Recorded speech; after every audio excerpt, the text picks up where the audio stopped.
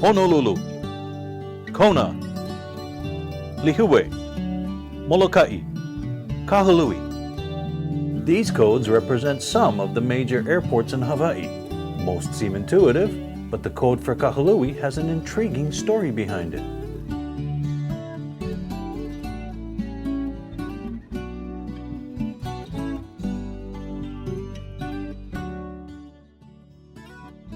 James Bertram Hogue was born in Lihue, Kauai in 1908. His youth was spent at Grove Farm Plantation near Nawiliwili Harbor, where he often witnessed Navy seaplane operations which triggered a lifelong interest in aviation. By 1929, Jimmy had become a licensed airframe and engine mechanic, enabling him to find work at a flight school on Oahu. He performed maintenance in return for flight time and was soon delivering newspapers to the outer islands.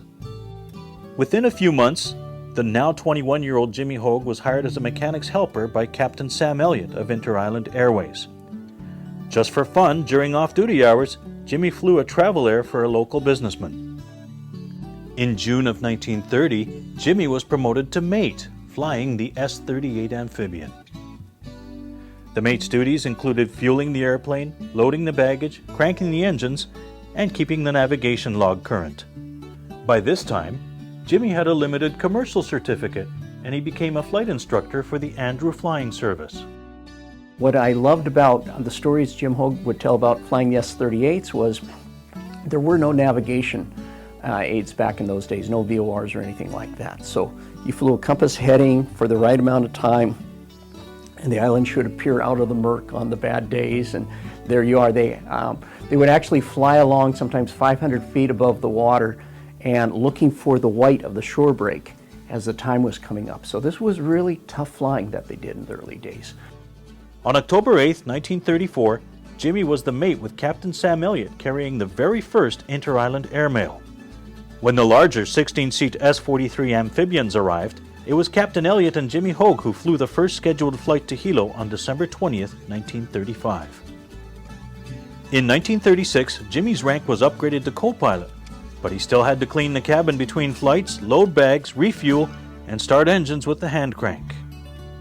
He came up the hard way, I guess you know. He started out as a mechanic, and he got to fly right seat on the boats, or the amphibs, I guess, S-38 and the S-43.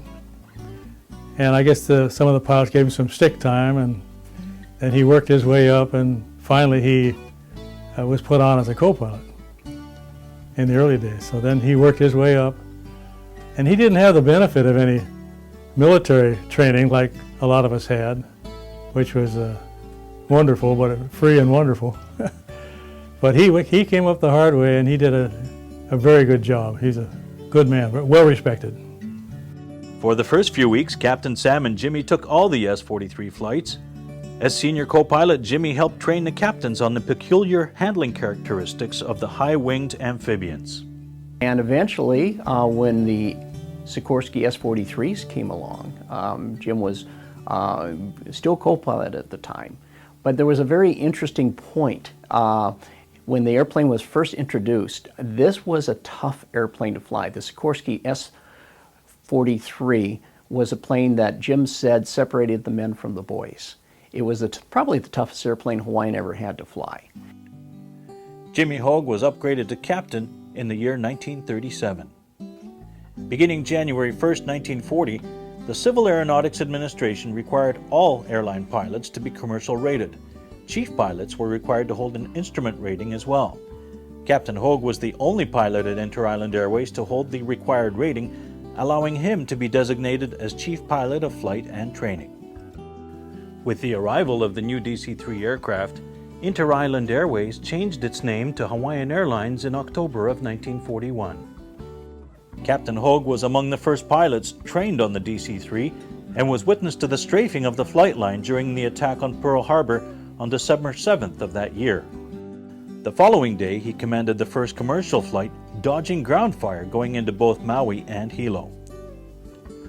His first stop was actually on Maui on the way, and when he landed, one of the people asked the question, do you mind if I inspect your airplane? And he said, no, why? He says, coming up the coast, we We couldn't tell if you were good guy or bad guy. People were shooting at you. We wanted to see if there's any bullet holes in your plane. And what had happened was, of course, that day it was horrible weather, and all of the navigation aids had been turned off because of the threat of attack. So Jim and his co-pilot had to fly just like in the S-38 days, down low and looking for the shore breaks. So they went over to Hilo, and it was the same situation over there.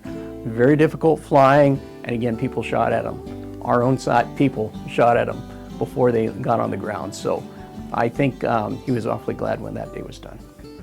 On December 1st, 1951, Captain Sam Elliott resigned and Jimmy Hogue took over as Director of Flight Operations. Captain Hogue worked closely with the Civil Aeronautics Administration in establishing the VHF Omni Range or VOR system between the islands and checking its reliability. A year later, Jimmy Hogue took part in the development and delivery of the first pressurized aircraft, the Convair 340. He ferried the first one from San Diego to Honolulu on November 11, 1952, to celebrate the 23rd anniversary of Hawaiian Airlines. In 1955, Jimmy resigned from his administrative duties and returned to the flight line. 2 years later, in August of 1957, the Kahului VOR was required to have a three-letter code. It was designated OGG in honor of Jimmy Hogue. Well, the FAA needed somebody to fly them around while they tested these VOR ranges and see if they were actually performing as they should. So Jim Hogue, I believe it was probably DC-3 by that time, and he was flying them around in an airplane to test these ranges when they were installing them at Maui. And the word is that at some point there was the need to come up with a three-letter designator to name the VOR station at Maui. And they offered this, Jim Hogue, since he was so instrumental in doing the testing and moving things forward, they offered to name it after him, and HOGG. So do they name it HOG or OGG? Well, Jim thought about it. He says OGG is the way to go. And that's how it came to be. In 1957, Hawaiian Airlines purchased four-engine DC-6s. Captain Jimmy Hogue was often in command of these larger aircraft on chartered trips around the United States, Europe, and on military contracts across the Pacific, as well as on inter-island flights.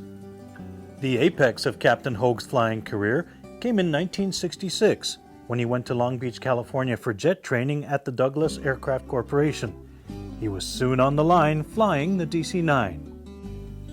On January 11, 1968, Jimmy Hogue celebrated his 60th birthday and flew his final flight for Hawaiian Airlines. The route included a stop at his namesake, OGG.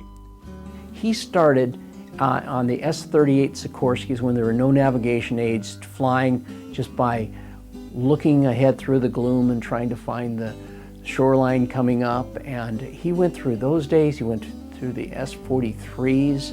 He went through the DC-3 in World War II, the Convair. He eventually got checked out in the DC-9 jet. So think about it. This guy is your seat-of-the-pants pilot who makes it all the way through and retires as a captain on the DC-9. So what a career. Wow. The whole history of aviation. In one pilot's career, he did it all. On January 13th, his retirement banquet at the Hickam Air Force Base Officers Club was attended by more than 300 guests, honoring Captain Hogue's 41 years and approximately 25,000 hours in the aviation industry.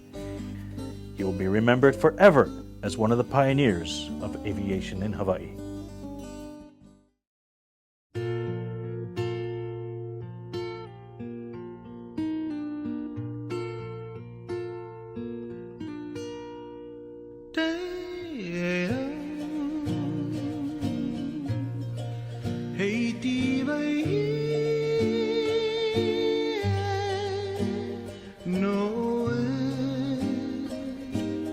Tahiti